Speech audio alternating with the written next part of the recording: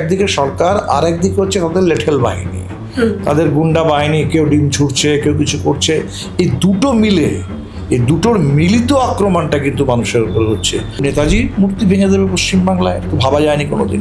বাচ্চাদের যে mid day meal, তার জন্য রাজ্য সরকারি বরাদ্দ উত্তরাখণ্ডে এবং উত্তরপ্রদেশে, আমি দেখলাম, বাংলার খবরটাও নিতে হবে, 2.5 টাকা হচ্ছে রাজ্য সরকারের বরাদ্দ, কেন্দ্র কিছু দেয়, সবটা মিলিয়ে হয়তো 6 টাকা বা 7 টাকার মধ্যে একটা মিড ডে মিল হয়ে যাচ্ছে। কিন্তু গোশালায় গরুর জন্য যে বরাদ্দ, এটা 50 থেকে 100 টাকা। এর থেকে বড় অপমান আমাদের দেশের ভবিষ্যতের প্রতি, শিশুদের প্রতি আর কি হতে পারে? কনফিডেন্সটা বেশ লো দেখছি। রিসেন্টলি টেস্ট করিয়েছো? হ্যাঁ ডাক্তারবাবু, প্রি টেস্টের পরের দিনই করিয়েছি। ও, তুমি মাধ্যমিক দেবে? তাহলে মক টেস্ট করো। এই নাও মৌলিক লাইব্রেরি সম্রাট এক্সক্লুসিভ মক টেস্ট পেপার। এতে পাবে প্রতিটি বিষয়ে অধ্যায়ভিত্তিক গুরুত্বপূর্ণ নমুনা প্রশ্নপত্র, ইংরেজি, গণিত ও আনসিল লেখার বিস্তারিত টিপস, আর প্রতিটি সাবজেক্টের এক্সপার্ট ওপিনিয়ন, যা তোমার কনফিডেন্সকে ফিরিয়ে আনবে মাধ্যমিকের আগে। সম্রাট এক্সক্লুসিভ মাধ্যমিক মক টেস্ট পেপার, এক্সামের কনফিডেন্স বুস্টার। আগামী দিনে আপনাদের সরকার ইউনিফর্ম সিভিল কোড ইউসিসি আনবে, ভরসা রাখবেন, একটু সময় দেবেন। ল্যান্ড জিহাদ, লাভ জিহাদ আর বলপূর্বক ধর্ম পরিবর্তন করার বিরুদ্ধে কঠোর এবং কঠিন আইন এই সরকার আনবে। বিভিন্ন রাজ্যে এটা আগে এরা প্রয়োগ করে দেখেছে, উত্তরাখণ্ডে করেছে, বিভিন্ন রাজ্যে করেছে।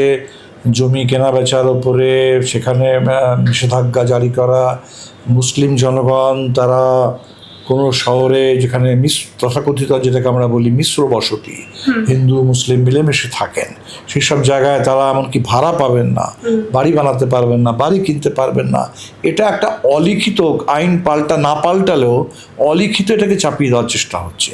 এই যে অলিখিত ব্যাপারটা ছিল, সেটাকেই এখন ওরা আইন করেও চেষ্টা করছে। তবে আমি বলি যে পশ্চিমবাংলায় আইন করে কি চেষ্টা হচ্ছে সেটা তো একটা ব্যাপার, একটা গুন্ডা দমন আইন এলো, কি হচ্ছে, কিন্তু আইনের চেষ্টার বাইরে যেটা হচ্ছে সেটা হচ্ছে একদিকে সরকার, আর একদিকে হচ্ছে তাদের লেঠেল বাহিনী, তাদের গুন্ডা বাহিনী, কেউ ডিম ছুটছে, কেউ কিছু করছে। এই দুটোর মিলিত আক্রমণটা কিন্তু মানুষের উপর হচ্ছে। আমরা তো ভাবতে পারিনি কোনোদিন পশ্চিমবাংলায় সুভাষ বোসের মূর্তি ভেঙে দেওয়া হবে। শ্যামাপ্রসাদকে পশ্চিমবাংলার জনক হিসেবে প্রতিষ্ঠা করার জন্য সুভাষ বসুর বিরুদ্ধে, নেতাজির বিরুদ্ধে এই ধরনের অভিযান শুরু হবে, এটা আমরা ভাবিনি। লেনিনের মূর্তি ওরা ত্রিপুরাতে ভেঙেছে, এখানে আগেও চেষ্টা করেছিল ভাঙবে, সেটা নয়, তাও বোঝা গেল। কিন্তু নেতাজি মূর্তি ভেঙে দেবে পশ্চিমবাংলায়, তো ভাবা যায়নি কোনোদিন। সুকান্ত, তার জন্মশতবর্ষ, সুকান্তর ছবির সাথে সেখানে জুতো আটকে দেবে, এটা কোনোদিন ভাবা যায়নি।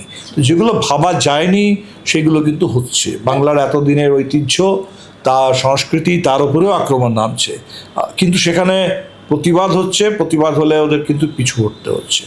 আরে আপনারা তো চাইলে স্কুল শিক্ষামন্ত্রীর সঙ্গে কথা বলতে, তাহলে আপনারা আধিকারিকদের সঙ্গে কথা বলতে পারেন।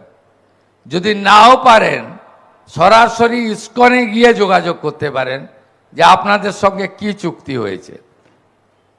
প্রথম থেকেই আন্ডা করে মিছিল বের করে ফেললেন। আমরা যেমন ইসকনের সাত্ত্বিক আহারকে গ্রহণ করেছি, তাদের যে একটি নিজস্ব আনকম্প্রোমাইজ রীতিনীতি রয়েছে, যেটাতে তারা সমঝোতা করেন না, আমরা করতেও বলবো না। তার বাইরেও আমরা উড়িষ্যাতে আমাদের টিম পাঠিয়েছিলাম। সেখানে এসএইচজি গ্রুপকে দিয়ে আলাদা করে সপ্তাহে একদিন করে তারা ডিম সিদ্ধ দেন। আমরা ঠিক করেছি এসএইচজি গ্রুপকে দিয়ে সপ্তাহে এই খাবারের সঙ্গে নয়, আলাদা করে আমাদের ব্যবস্থাতেই 2 দিন বাচ্চাদের ডিম সিদ্ধ বিতরণ আমরা করব। আশা করি সমালোচকরা আজকে একটু শান্তিতে থাকবেন, মুখটা বন্ধ রাখবেন, আর মনে মনে প্রশংসা করবেন। আর যদি হিংসারূপু শরীরে থাকে, সেটাও সংযমব্রত অন্তত আজকের দিনের জন্য আপনারা হিংসা রিপুটাকে নিয়ন্ত্রণ করবেন।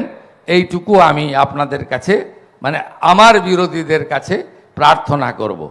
ইসকনের হাতে মিড ডে মিল তুলে দিল, শোনা গেল ডিম হবে না, এখন তারা বলছে যে না আমরা ডিম দেবো এখানে। তো প্রশ্নটা শুধু ডিম নিয়ে নয়, প্রশ্ন হচ্ছে ইসকন কেন, ইসকন কেন, মিড ডে মিল এগুলো কেন, এই সমস্ত সরকারি প্রকল্পগুলো এইভাবে কোথাও ইসকন, কোথাও ভারত সেবাশ্রম, কোথাও অমুক মহারাজ তমুক মহারাজ, কার্তিক মহারাজ তিনি কে, কলকাতার রাস্তার নাম ঠিক করার, কোথা থেকে তিনি এই অধিকারগুলো পাচ্ছেন? বলে এই যে অনেক কিছু পরিবর্তন পশ্চিমবাংলায় হচ্ছে, আমার মনে হয় এটা হচ্ছে বড় ব্যাপার। মিড ডে মিলে আমাদের তো গোটা দেশ জুড়ে যে দাবিটা ছিল যে মিড ডে মিল, আশা, অঙ্গনওয়াড়ি, গোটা দেশের শিক্ষা এবং স্বাস্থ্য ব্যবস্থা, প্র্যাকটিক্যালি গ্রামাঞ্চলে যদি কোনো শিক্ষা স্বাস্থ্য ব্যবস্থা থাকে, সরকারি ব্যবস্থা থাকে, সেই ব্যবস্থাটাকে টেনে নিয়ে যাচ্ছে কারা? তারা হচ্ছে সাধারণভাবে গ্রামাঞ্চলে মহিলারা যাচ্ছে, শহরাঞ্চলে মহিলারা করছে, এবং তাদের সেই যে শ্রম, তার কোনো স্বীকৃতি, তার কোনো উচিত মূল্য তারা কেউ পাচ্ছেন না কোথাও। তাদের কাজের কোনো নিরাপত্তা নেই, কাজের জায়গায় তাদের কোনো নিরাপত্তা নেই। তো ফলে তাদের নিরাপত্তা, সম্মান এবং বেঁচে থাকার মতো বেতন, এই যে দাবিটা, যেটা মহিলাদেরও, যেটা পুরুষদেরও, যেটা সবার আজকে, তো এইটার জায়গায় সেখানে আমি তুলে দিলাম ইসকন, কোথাও ভারত সেবাশ্রম, কোথাও শুনছি হয়তো রামকৃষ্ণ মিশনকেও দেবে কিনা আমি জানি না। তো এই যে ব্যাপারগুলো হচ্ছে, কোথাও একটা খানিকটা ধার্মিক একটা জায়গা সৃষ্টি করা, এগুলো তো ধর্মের ব্যাপার নয়। স্কুলে বাচ্চারা খেতে পাবে, এবং সেটা আমি একটা কথা বলি, আর আমি একটা হিসেব দেখছি যে উত্তরপ্রদেশ এবং উত্তরাখণ্ড, পশ্চিমবাংলার হিসেব নিতে হবে। বাচ্চাদের যে মিড ডে মিল, তার জন্য রাজ্য সরকারি বরাদ্দ উত্তরাখণ্ডে এবং উত্তরপ্রদেশে, আমি দেখলাম বাংলার খবরটাও নিতে হবে, 2.5 টাকা। 2.5 টাকা হচ্ছে রাজ্য সরকারের বরাদ্দ, কেন্দ্র কিছু দেয়, সবটা মিলিয়ে হয়তো 6 টাকা বা 7 টাকার মধ্যে একটা মিড ডে মিল হয়ে যাচ্ছে। ইসকনের জন্য নাকি বরাদ্দটা বেড়ে যাবে শুনলাম, কিন্তু গোশালায় গরুর জন্য যে বরাদ্দ, এটা 50 থেকে 100 টাকা। তো পশুর জন্য বরাদ্দ বাড়ুক, পশুর জন্য আমার কোনো আপত্তি কিচ্ছু নেই, কিন্তু একটা শিশুর জন্য, তাহলে পশু এবং শিশু, এখানে যদি শিশু চলে যায় পেছনে, যে শিশুর কিনা কেউ ভাববেই না, হ্যাঁ, আর আমরা শুধু পশুর কথা বলবো, পশু নিয়েও কতটা কি ভাবছে আমি সেটা জানি না, কিন্তু এর থেকে বড় অপমান আমাদের দেশের ভবিষ্যতের প্রতি, শিশুদের প্রতি আর কি হতে পারে? তো মানে এগুলো সমস্ত কিন্তু ভাবার প্রশ্ন এসছে। মিড ডে মিলে যারা কাজ করছেন, তাদের নিরাপত্তা, তাদের বেতন, মিড ডে মিল যে বাচ্চাদের জন্য, এটা তাদের পুষ্টির ব্যাপার, এটা একটা ইনভেস্টমেন্ট, এটা একটা সোশ্যাল ইনভেস্টমেন্ট একটা দেশ করে তাদের ভবিষ্যতের জন্য, ফিউচারের জন্য। তো ফলে সেই জায়গাটাকে, এটা কোনো ভিক্ষে দিচ্ছি না, এটা কোনো চ্যারিটি নয় যে আমরা বিনা পয়সায় কিছু খেতে দিয়ে দিলাম, এটা নিয়ে বলার কি আছে, তাও তুমি বিনা পয়সায় দিচ্ছি, ডিম পাবে কি পাবে না তা নিয়ে বলার কি আছে, নয়। এটা একটা ইনভেস্টমেন্ট ইন চাইল্ড নিউট্রিশন। ভারতবর্ষে এখনো পর্যন্ত ম্যাল নিউট্রিশন আছে, আমাদের এটা বিরাট বড় সংকট, মানে যদি বলি সোশ্যাল ক্যাপিটালের যদি বলা হয়, তাহলে সেক্ষেত্রে এগুলো নিয়ে আমার মনে হয় গোটা দেশ জুড়ে মিড ডে মিলের কর্মীরাও করবেন, ছাত্ররাও করবে, হিসেব নিচ্ছে, এবং বাকি সকল গোটা সমাজকে এগিয়ে আসতে হবে এগুলো নিয়ে।